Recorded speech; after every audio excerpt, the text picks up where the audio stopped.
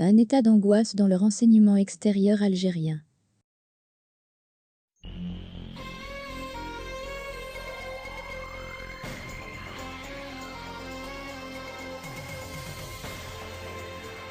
Faisant face à urgents défis internes sur le plan politique, économique et social, l'Algérie doit par ailleurs répondre aux très importantes évolutions géostratégiques touchant la région, afin d'assurer la sécurité de la nation.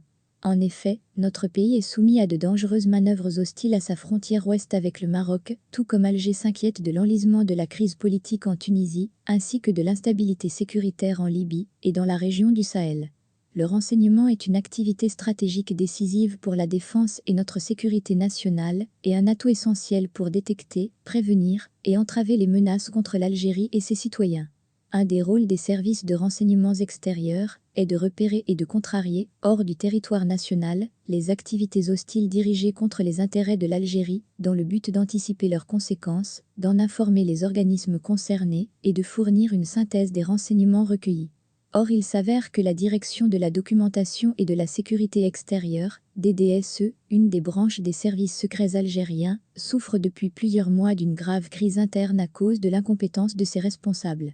Qu'on en juge, le général-major Mafou, de son vrai nom Noureddine Mekri, est le responsable actuel de la DDSE âgé de plus de 70 ans. Il est dans l'incapacité physique d'assurer sa mission, se déplaçant que très difficilement suite à une chute qui le handicape sérieusement.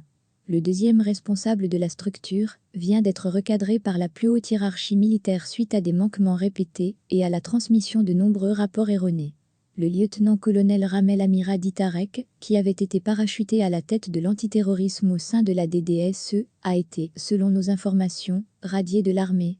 Selon les mêmes sources, celui qui avait été en poste en qualité de responsable du bureau de sécurité à l'ambassade d'Algérie à Rome puis à Paris, va très vraisemblablement retourner à la case prison dans les prochaines semaines.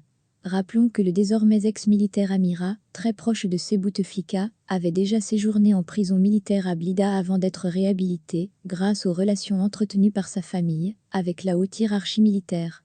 De nombreux autres cadres et personnels de la DDSE ont également été entendus par les services de la Direction de la sécurité de l'armée, DCSA, dans le cadre d'une vaste enquête de corruption interne. Le renseignement extérieur n'a jamais vécu une situation aussi dangereuse depuis sa création. Ces différents responsables et certains cadres, qui se sont succédés depuis quelques années, n'ont fait qu'affaiblir l'institution militaire et les institutions civiles de l'État, plus fragilisées que jamais.